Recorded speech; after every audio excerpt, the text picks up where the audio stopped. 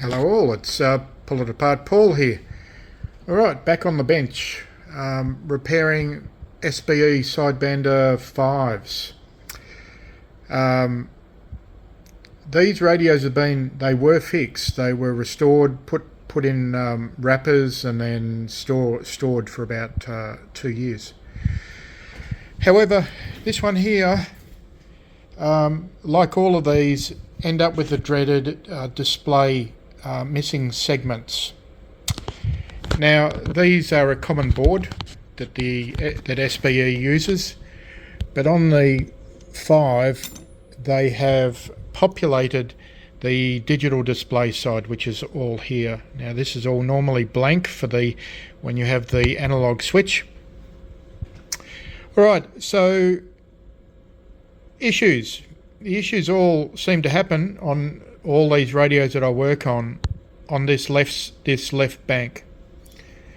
And the problem child is this 220 ohm dip IC bank of resistors.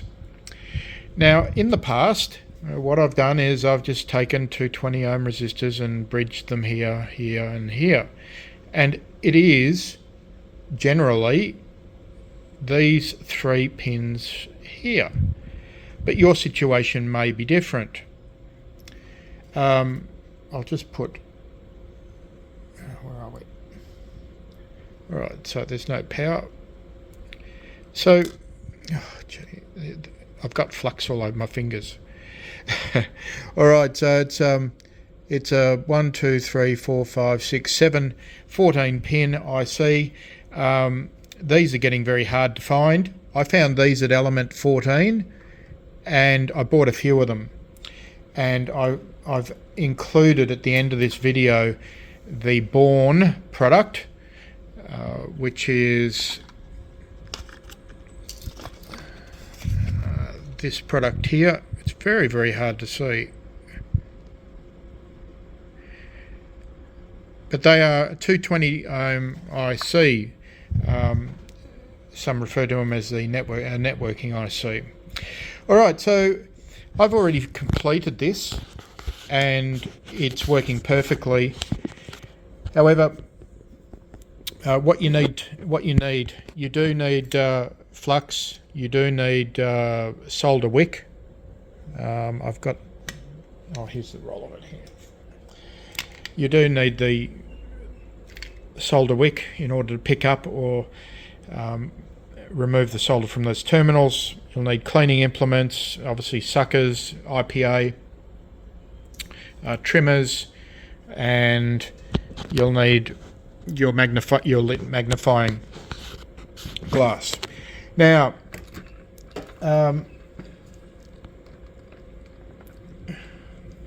this circuit is always a problem. Now, I made the decision to remove all the tracks from here because they were split under the solder, they were cracked, and what I've done is neatly joined those pins together. Circuit board here, it's flex. You've got to be very, very careful to flow your solder correctly so that you don't damage any of the plastic here.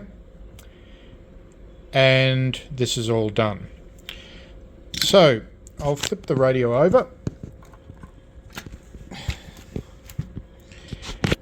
You need to desolder the speaker and remove it. This board here is the PLL board, so you've got to be very careful. Okay.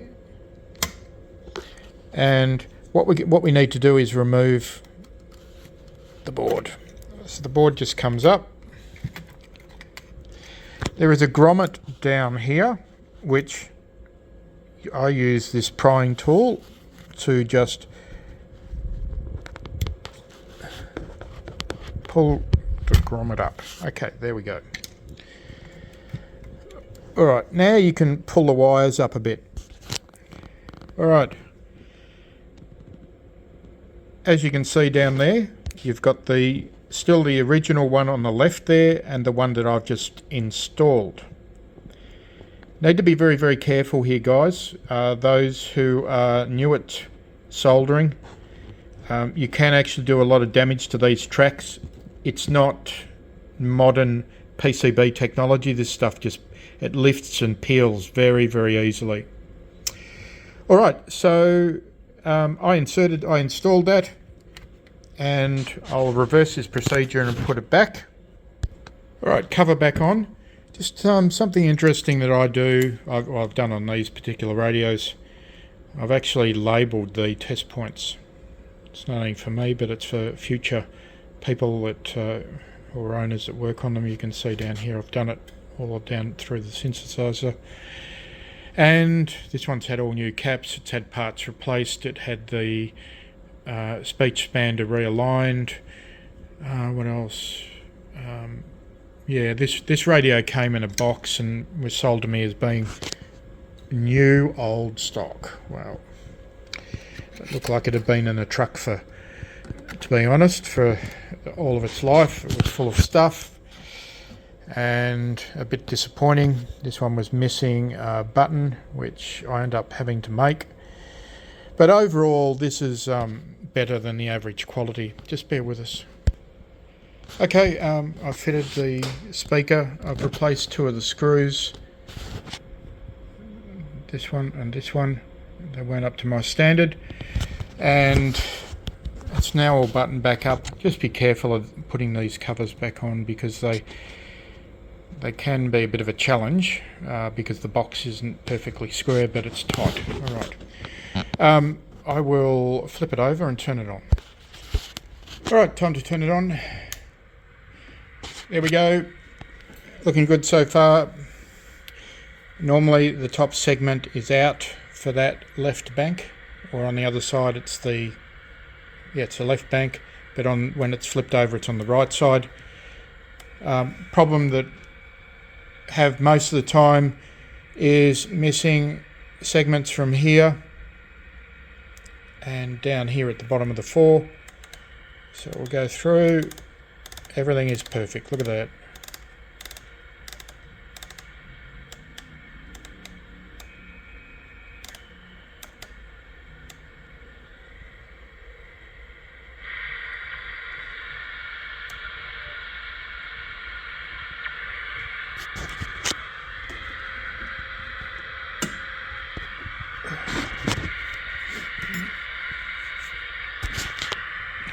These are a nice radio.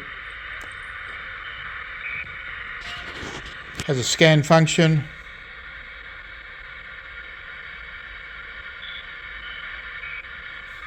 If you do the mod, what is it, 90 channels, whatever it is, it scans the full channels.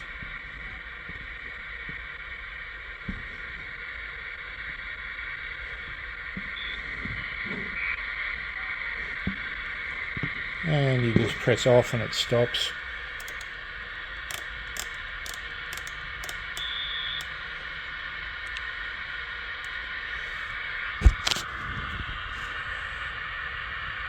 There you go. Great fix.